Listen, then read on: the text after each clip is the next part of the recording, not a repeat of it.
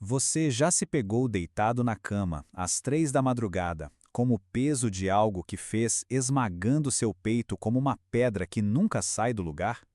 Aquela sensação sufocante de que, não importa quantas vezes você diga me desculpe para os outros ou para si mesmo, as palavras soam vazias, ecoando num vazio que parece não ter fim? Você não está sozinho nessa batalha silenciosa que acontece nas profundezas da sua alma. Milhões de pessoas ao redor do mundo carregam esse mesmo fardo. O peso do arrependimento que não encontra paz, da culpa que não se dissolve, do perdão que parece impossível de alcançar. Essa dor que você sente não é apenas uma questão psicológica ou emocional, embora ela se manifeste através desses canais. É uma ferida espiritual profunda, um desconectamento da fonte de toda cura e restauração. É a alma clamando por reconciliação, por volta ao lar espiritual de onde um dia se afastou. Billy Graham, esse gigante da fé que tocou milhões de corações ao longo de décadas de ministério, compreendeu como poucos essa jornada tortuosa do arrependimento verdadeiro. Ele sabia que existe uma diferença abissal entre se sentir mal por algo que fizemos e experimentar o arrependimento que realmente transforma e liberta. Quando olhamos para as Escrituras, encontramos em Davi, o homem segundo o coração de Deus, um exemplo poderoso dessa jornada.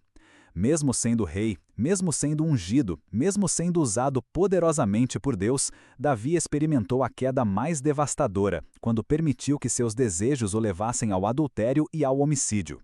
Mas foi justamente na profundidade do seu arrependimento que encontramos uma das orações mais belas e transformadoras já registradas. Cria em mim, ó Deus, um coração puro e renova dentro de mim um espírito inabalável. Essa oração não nasceu de um simples remorso ou de uma tentativa superficial de se livrar das consequências de seus atos. Nasceu de um reconhecimento profundo de que havia se afastado não apenas dos padrões morais, mas da própria essência do seu relacionamento com o Criador. O que você precisa entender é que o arrependimento verdadeiro não é apenas sobre admitir que errou ou sobre sentir pesar pelo que fez. É sobre uma transformação radical da mente, do coração e do espírito. É sobre morrer para quem você era e ressuscitar para quem Deus sempre planejou que fosse. É sobre reconhecer que seus pecados não são apenas transgressões contra regras ou pessoas, mas uma rebelião contra o amor incondicional daquele que te criou com propósito e destino eternos. Billy Graham costumava dizer que o arrependimento sem fé é apenas desespero, e a fé sem arrependimento é apenas presunção. Essa sabedoria nos mostra que o processo de arrependimento verdadeiro é como uma dança sagrada entre reconhecer nossa fragilidade humana e abraçar a graça divina que nos restaura. É nesse espaço sagrado, nessa tensão criativa entre nossa humanidade quebrada e a divindade restauradora, que acontece o milagre da regeneração espiritual. Talvez você esteja lendo essas palavras porque já tentou se arrepender antes. Talvez tenha chorado, orado, prometido mudar, mas ainda sente aquele peso familiar no peito. Talvez tenha se questionado se realmente existe perdão para o que você fez, se Deus ainda pode te amar depois daquilo que ninguém mais sabe. A verdade é que existe uma razão pela qual seu arrependimento anterior não trouxe a paz que buscava, e essa razão não tem nada a ver com a incapacidade de Deus de perdoar ou com a gravidade dos seus erros. Tem a ver com a natureza do próprio arrependimento. Quando Jesus contou a parábola do filho pródigo, ele estava pintando um quadro profundo sobre o que significa voltar para casa espiritualmente. O filho não voltou apenas porque estava com fome ou porque a vida longe do pai havia se tornado difícil. Ele voltou porque chegou ao fim de si mesmo, porque reconheceu que havia desperdiçado não apenas a herança material, mas a herança espiritual de ser filho. Esse reconhecimento o levou não apenas a mudar de direção geograficamente, mas a mudar toda a sua perspectiva sobre quem era e onde pertencia. A primeira razão pela qual experimentamos essa luta profunda com o arrependimento verdadeiro está relacionada com nossa natureza humana mais fundamental. Fomos criados para conexão íntima com o divino, e quando essa conexão é quebrada pelo pecado, todo o nosso ser clama por restauração. É como se fôssemos instrumentos musicais desafinados tentando produzir melodias harmoniosas. Não importa o quanto nos esforcemos, algo sempre soa errado, até que sejamos reajustados pela mão do Mestre. Esse desajuste espiritual se manifesta como uma inquietação constante, uma sensação de que algo essencial está faltando, mesmo quando tudo em nossa vida parece estar indo bem externamente. Billy Graham entendia que essa inquietação não é punição, mas convite. É o Espírito de Deus sussurrando ao nosso espírito que existe um caminho de volta para casa, um caminho que passa pelo vale do arrependimento verdadeiro, mas que culmina nas montanhas da graça restauradora. A segunda razão profunda pela qual lutamos com arrependimento genuíno está no fato de que nossa cultura nos ensinou a confundir remorso com arrependimento. O remorso é uma emoção que surge quando percebemos as consequências negativas de nossas ações. É essencialmente egoísta, focado em como nós nos sentimos ou em como outros nos veem. O arrependimento verdadeiro, por outro lado, é uma transformação espiritual que surge quando percebemos como nossas ações afetaram não apenas nossas vidas ou as vidas de outros, mas nosso relacionamento com Deus. É quando compreendemos que cada pecado é fundamentalmente uma declaração de independência de nosso Criador, uma tentativa de sermos nossos próprios deuses. Paulo, o apóstolo que teve uma das experiências de arrependimento mais dramáticas da história, escreveu sobre a diferença entre a saudação segundo Deus, que leva ao arrependimento sem remorso, e a saudação segundo o mundo, que leva à morte. Essa distinção é crucial porque nos ajuda a entender por que algumas pessoas passam anos se sentindo mal por suas ações, mas nunca experimentam a libertação que vem do perdão verdadeiro. Se você está acompanhando essa jornada de descoberta sobre o arrependimento verdadeiro, saiba que existem milhares de pessoas ao redor do mundo que estão caminhando essa mesma estrada de cura e restauração.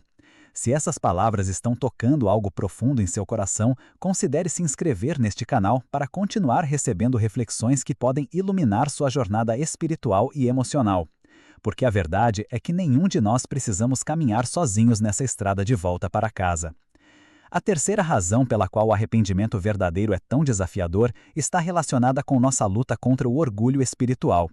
O orgulho é talvez o mais sutil e perigoso de todos os pecados, porque nos faz acreditar que podemos nos salvar por nossos próprios esforços. Quando tentamos nos arrepender baseados em nossa própria força de vontade ou em nossa capacidade de mudança, estamos, paradoxalmente, cometendo outro pecado.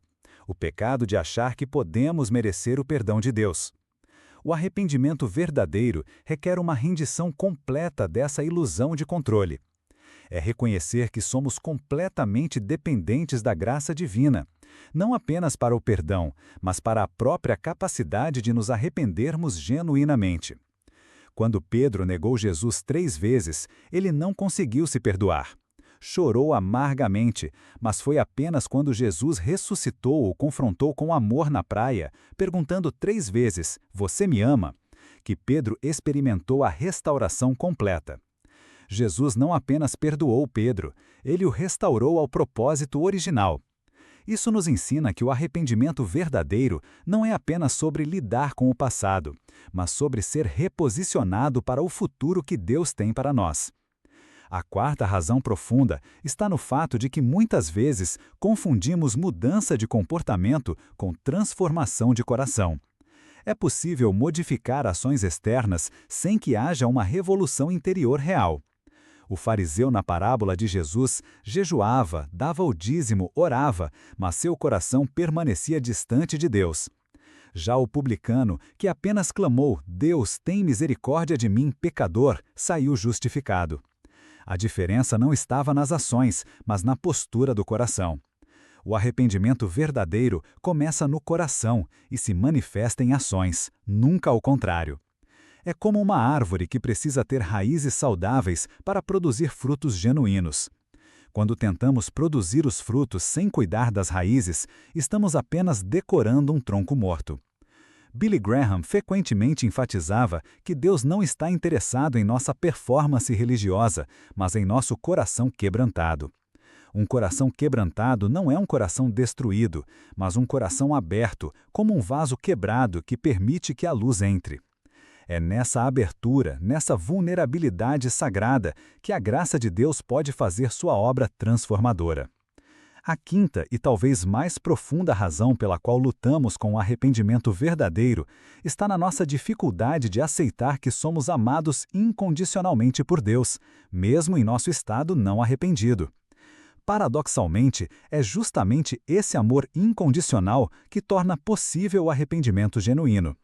Não nos arrependemos para ganhar o amor de Deus, nos arrependemos porque já somos amados. Essa verdade revoluciona completamente nossa compreensão. Quando a mulher adúltera foi trazida diante de Jesus, ela esperava condenação e morte. Em vez disso, encontrou perdão e vida nova. Jesus não minimizou seu pecado, mas também não permitiu que ele definisse sua identidade. Ele viu além da ação para o coração da filha que havia se perdido. Essa é a perspectiva divina sobre cada um de nós. Não somos definidos por nossos piores momentos, mas por nosso potencial de redenção e restauração. O medo do julgamento muitas vezes nos paralisa e nos impede de correr para os braços do Pai, quando, na verdade, é exatamente para lá que deveríamos correr. Esse medo não vem de Deus, mas do inimigo de nossas almas, que quer nos manter presos na culpa e na vergonha. Ele sussurra mentiras como: você fez algo imperdoável, Deus nunca poderia te amar depois disso, você é diferente dos outros, seu caso é especial. Essas são todas mentiras projetadas para nos manter longe da fonte de nossa cura. A verdade é que não existe pecado maior que a graça de Deus. Não existe mancha que o sangue de Jesus não possa limpar. Não existe distância que o amor do Pai não possa alcançar. Quando começamos a entender essas verdades profundas, o arrependimento deixa de ser um processo doloroso de autoflagelação e se torna uma jornada sagrada de volta para casa. É como o processo de um paciente que finalmente encontra o médico certo para sua condição. Não é confortável passar pelo tratamento, mas há esperança, porque sabemos que estamos nas mãos certas. O grande médico de nossas almas conhece exatamente o tratamento que precisamos. E esse tratamento sempre começa com o reconhecimento honesto de nossa condição e a aceitação de sua prescrição de graça. O arrependimento verdadeiro é também um ato de adoração. Quando reconhecemos genuinamente nosso pecado e clamamos pela misericórdia divina, estamos, na verdade, declarando a santidade e a bondade de Deus. Estamos reconhecendo que seus caminhos são mais altos que os nossos, que sua justiça é perfeita, que seu amor é infinito. É por isso que o salmista pôde escrever que o sacrifício que agrada a Deus é um espírito quebrantado e um coração contrito. Não é masoquismo espiritual. É reconhecimento da realidade de quem Deus é e de quem somos nós em relação a Ele. Mas o arrependimento verdadeiro não termina no reconhecimento do pecado. Se terminasse aí, seria apenas desespero espiritual. O arrependimento verdadeiro nos leva à fé na provisão que Deus fez para nosso perdão e restauração. É olhar para a cruz e entender que ali Jesus carregou não apenas a penalidade de nossos pecados, mas os próprios pecados. É compreender que quando Deus olha para nós através da obra de Cristo, Ele não vê nossa falha, mas a perfeição de seu Filho. Essa verdade não nos dá licença para pecar, mas nos liberta para viver em santidade por gratidão, não por obrigação. A jornada do arrependimento verdadeiro também envolve o perdão de nós mesmos. Muitas vezes somos nossos críticos mais severos, mantendo-nos presos em uma prisão de autorrecriminação, mesmo depois que Deus já nos perdoou. Isso é, na verdade, uma forma de orgulho, achar que nosso julgamento sobre nós mesmos é mais importante que o julgamento de Deus. Quando Deus declara que fomos perdoados e purificados, quem somos nós para contradizer sua palavra? Aceitar o perdão divino inclui aceitar que somos dignos desse perdão, não por nossos méritos, mas por sua graça. O processo também nos leva ao perdão dos outros. Feridas não curadas em nossos corações muitas vezes são as raízes de comportamentos pecaminosos. A pessoa que nos magoou, que nos traiu, que nos abandonou, essas feridas abertas podem se tornar portais através dos quais a amargura, o ressentimento e até o ódio entram em nossas vidas. O arrependimento verdadeiro frequentemente nos leva a reconhecer que alguns de nossos pecados nasceram de feridas não tratadas, e a cura completa requer que perdoemos aqueles que nos feriram. Isso não significa minimizar o que fizeram ou fingir que não aconteceu, mas significa liberar o direito de vingança nas mãos de Deus e escolher a liberdade que vem do perdão. Billy Graham costumava falar sobre como o arrependimento verdadeiro resulta em frutos dignos de arrependimento. Esses frutos não são obras que fazemos para merecer perdão, mas evidências naturais de que uma transformação real aconteceu em nossos corações. É como uma árvore que naturalmente produz frutos quando está saudável. Não se esforça para produzir, simplesmente produz porque é sua natureza.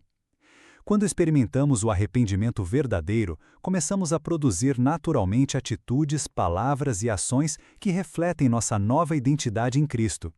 Esses frutos podem incluir uma nova compaixão pelos outros que estão lutando com pecados similares aos nossos. Quem foi perdoado muito, ama muito.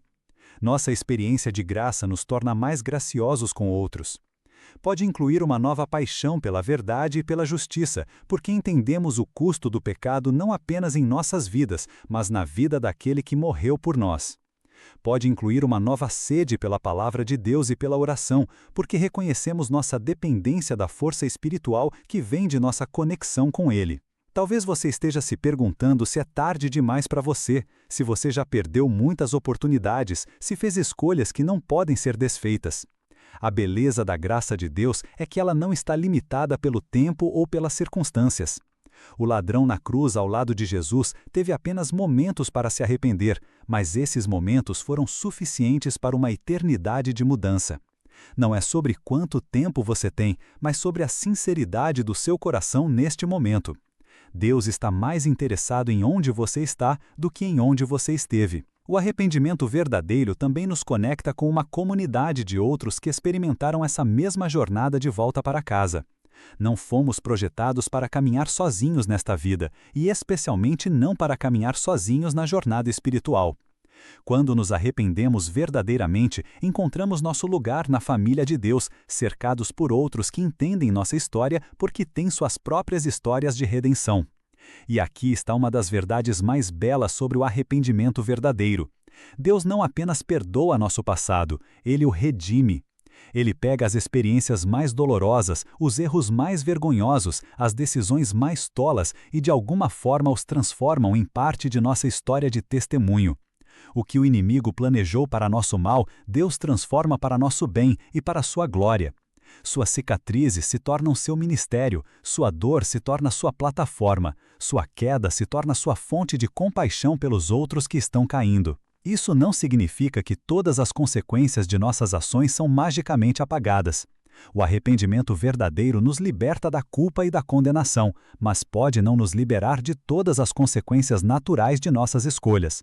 Um casamento quebrado pode ser restaurado, mas pode levar tempo. A confiança perdida pode ser reconstruída, mas requer consistente, paciente effort. O que muda é nosso coração, nossa perspectiva, nossa força para lidar com essas consequências de forma redentiva. O arrependimento verdadeiro também nos ensina sobre a natureza progressiva da santificação. Não nos tornamos perfeitos no momento em que nos arrependemos, nos tornamos novos.